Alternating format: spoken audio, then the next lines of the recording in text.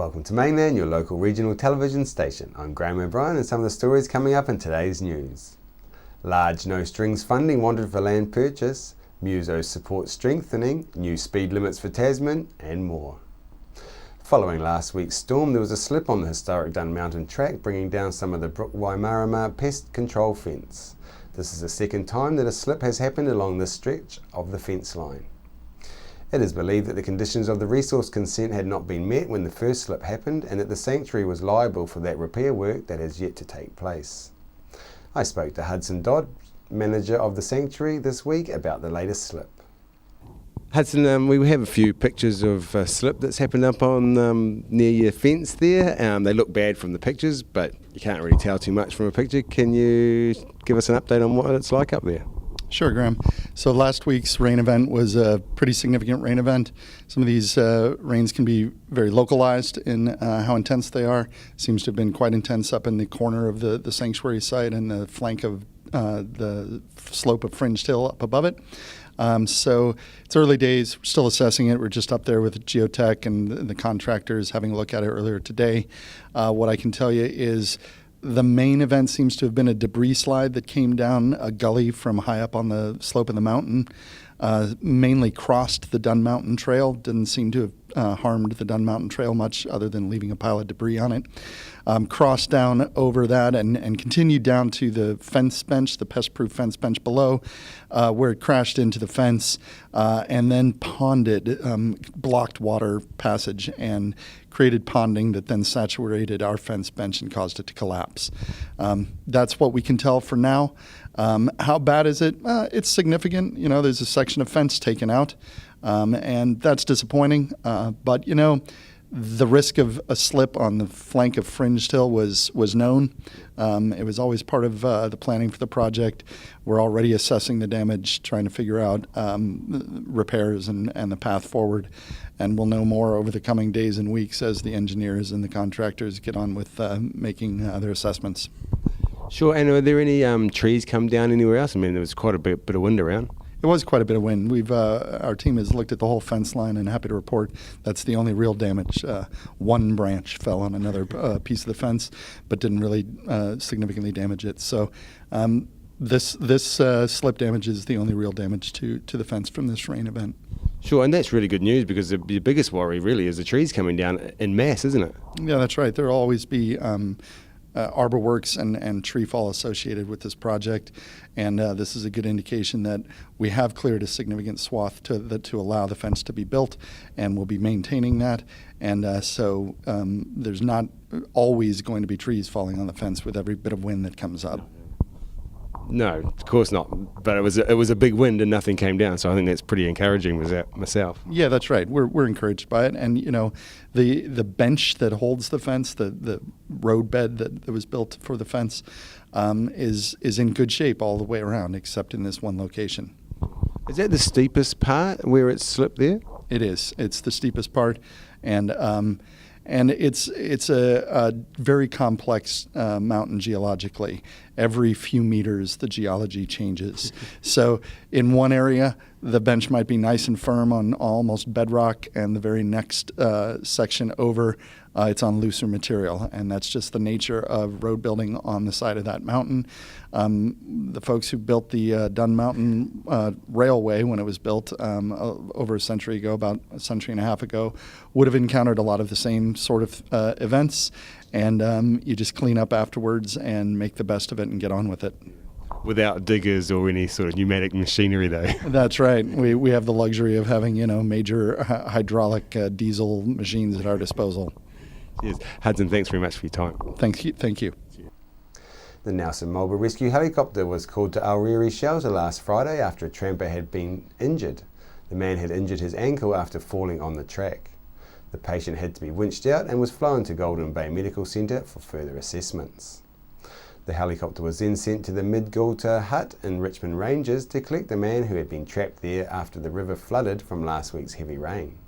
The man had gone into the area by quad bike but had not been able to return to his vehicle due to the rising water level of the river. He was then flown back to where his car had been left near Mount Patriarch Station in a safe condition. Many around the country, including those of us in the Nelson Tasman area, are waiting to know if the campaigners to buy Aroa Beach have been successful with their bid on behalf of New Zealand. Latest reports are that other potential buyers have also placed tenders on the property, and now campaign organisers are putting out the call for anyone willing to make a significant no-strings-attached contribution towards the Able Tasman Beach campaign to step forward. We tried to contact the campaign organisers for more details, as the Give a Little page set up for donations on January 22nd closed for donations on February the 15th. However, in our efforts, we were unable to find out more before going to air. Chrissy Small spoke to Damien O'Connor about the campaign to buy the Aroa Inlet property. Now, we've just had the big public funding campaign for Aroa, and as yet we're still waiting on the outcome of that tender. But it seems ridiculous that that bit of property, which is in the heart of the Able Tasman, there's no money in the coffers for DOC to actually purchase that. Should there be a contingency fund for DOC to purchase land as it becomes available that can be integrated into the park, being such a diamond in the heart of Tasman Bay? And as tourism is growing and figures are showing that, wouldn't that make sense? Look, it would, and there always was a fund, the Nature Heritage Fund, I think it was called, where there were, in situations like that, sufficient funds to come in and purchase and protect. Now, like across all government agencies, National has squeezed that funding, and so they say there's been none there for that. I mean, it's a complex issue out there. Someone said to me that you don't need to, because in fact a lot of it is public estate anyway. It's foreshore, and everyone has access to it. The reality is that at very high tide, there's no public space there, and so we do need to protect some of that. The crowdfunding approach has been amazing and shows the level of concern across New Zealand. The government should front up, and in the end, we don't know how much will be demanded for that land. It's a bit of a sad situation. It shouldn't occur, and we should have protections in some of those iconic places to ensure that the public has access. That's the core of New Zealand, of what we offer the public, what we offer tourists that come here, is that we've protected all those wonderful places for public use, not for just private use. So interesting proposals. Gareth Morgan came in there. I'm not sure where it's going to end up, but I hope it is in public ownership. Some of Nelson's top musicians have thrown their support into the Nelson School of Music rebuild by doing what they do best, singing and playing their instruments. The lineup is being led by a popular 5-piece women's folk group, Ked, who are reforming especially for the concert. Coincidentally, Ked's final concert was the last to be staged in the school before it was closed due to earthquake risk in 2013. Colleen Marshall, chair of the Rebuild Fundraising Committee, said the Nelson School of Music fundraising concert on Sunday, the February the 28th, will celebrate the amazing depth of musical talent in Nelson. Attendees can also purchase a seat in the refurbished school auditorium in the current Take Your Seat campaign. The concert is at 7:30 p.m. on Sunday, the February the 28th at the Theatre Royale. Tickets are available from the Theatre Royale. Richmond Riding for Disabled are getting ready for their annual fundraising fair taking place this weekend. I spoke to committee member Catherine Henry and head coach Tina Angus this week to find out what horsey treats they have got in store this year for those attending. Catherine, can you tell us a bit more about this exciting summer fair you've got coming up? Well, we're starting on Saturday for the biggest summer fair that we've ever had. We need horses to come here to the RDA. If anyone wants to know about it, come and have a look. We have horses here that look after the children and our adults as well, and our main aim is to provide more horses so that these boys can have a bit of a holiday. Yes, so they're working horses. So come along. We have events going on in the arena, which Tina will talk to you about, followed by a finale of a parade of horses, which I will explain later. Tina. Good morning. Partway through the day we will have the vaulting horses. Now this one has come over from Golden Bay, and that's a display that will be in the arena going around the outside. It will show the gymnastics of a rider on top of a horse, which a lot of kids through camps have been able to do. And even in RDA we get some of the children to do exercises that work towards some of this in their own way that works with their muscles and their ability as well. Yeah, so that's one exciting thing that we've got lined up. Another one is the white stallion, and that's very unique to Nelson and is often on parade here and at different shows. Some of the people in Nelson may have seen him before, and he will put on a display and he just dances and prances. It's that elegance that the history of the horses is all about, so it'll be very beautiful to see. Yes. Yeah, sounds really fun. And what else is in store? Well, for children and families, we've obviously got pony rides. Everybody wants to get on a pony. We have some right little cuties, little cutie ponies to the slightly larger one. So there is, there will be a height size, but do bring children along so they can get on a horse and see what it's like. Fun games out for them as well, with the sweets, sausage sizzles, face painting, you name it, we've got it here. There really is something for everybody to have a look. A big silent auction and, of course, the garage sale. Honestly, what has been coming here over the last few days is amazing. There's just been beyond belief the amount of goods. The generosity has been amazing, so we're really happy with that. Great. And then we finish with the grand finale parade of horses. And when you mean a grand finale parade, you're talking about a few horses? Your horses here, or you got many more coming in? Well, we do have others coming in as well, and we have quite a few special ones here, but we're going to be having different breeds, and the idea is to tell a story of the horse from your original horse, which was an Arab, down to where they've diluted down through with thoroughbreds, Clydesdales, and how they all have worked to create the horses that we now use here. So every horse has a specific job, and there will be a history of these horses being told to the people as the horses come in the ring. So there's a mare and foal, and I can't really tell you much more, but it is something... Exactly. That sounds like quite a number of horses. It could be. It could be. Bring a sack, fill it. Ladies, thanks very much, and all the best for your fair. Well, we appreciate you coming out. Yeah, and we look forward to seeing many Nelsonians here. Thank you very much. Don't miss this opportunity to see the first ever Richmond history of horses in the flesh and help out a great community asset this Saturday the 27th of February from 10 till 2 p.m. at 169 Champion Road. No dogs, please.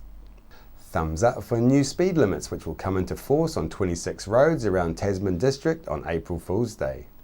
Tasman District Council advises people to take extra care as they get used to the new limits and adjust their driving habits in certain places. They say they want everyone to stay safe and avoid a costly speeding ticket. An analysis of traffic speeds past the schools, numbers of children biking or walking to school and crash history is being completed before TDC staff can make recommendations to Council about which schools they think will need a 40km/h speed advisory signs installed and what type of signs would be appropriate, either static or flashing variable signs. Staff are planning to present their recommendations to the Council's Engineering Services Committee on March the 3rd. A full list of the speed limit changes will be posted on the Council's website prior to the changes coming into effect on April 1st this year. After the break, we'll bring you the latest weather update and some events and happenings coming up from around the region.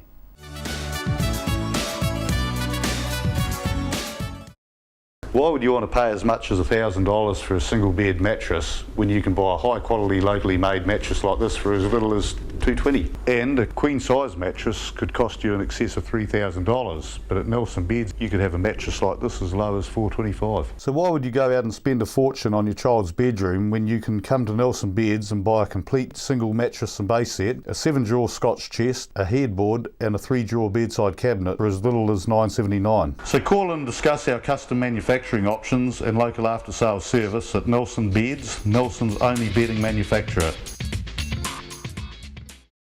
Welcome to Smugglers Pub and Cafe, open 7 days a week with free parking all day. Our lunch menus have that fat old-fashioned flavour where we treat you like treasure with the food you'll savour. We cater for children, grannies and granddads too, with special rates and privileges given to the elderly lunchtime crew. Our staff are friendly and kind and want to see you all come back time after time. Daytime or evening, it doesn't matter. Give us a call on 546 4084 and we'll be happy to spoil ya. We're the team at JCar, right here in Nelson, 120 Hardy Street. Our shop is full of electronic items, including security alarm systems, electronic components, solar and power, electronics toys,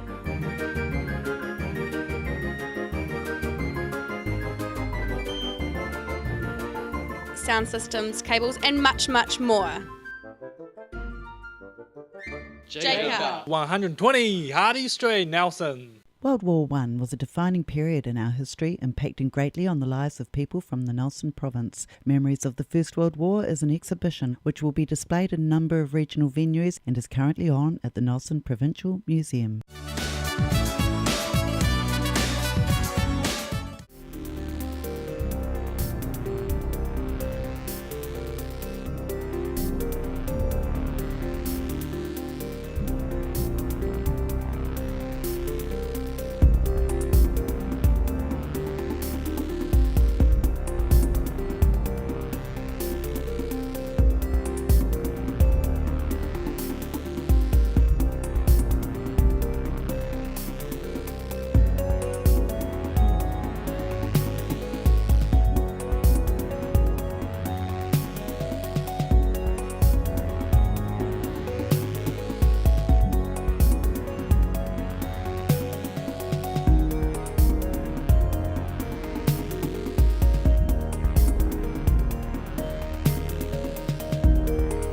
Sit and Be Fit is on at the Victory Community Centre Tuesdays and Thursdays at 10 a.m. at the Victory Community Church, 238 Upper Vanguard Street. School terms only. Fun while you get fitter, work at your level. For more information, please contact Shirley on 547 1433 or 021 121 8023. Victory 60 Plus is on Tuesdays at 1:30 through to 3:30 p.m. at 238 Upper Vanguard Street. You can join in for cards, games and a cuppa. On behalf of the team here at Mainland Television News, thank you for joining us, and we'll bring you the latest news and events from around the region again tomorrow.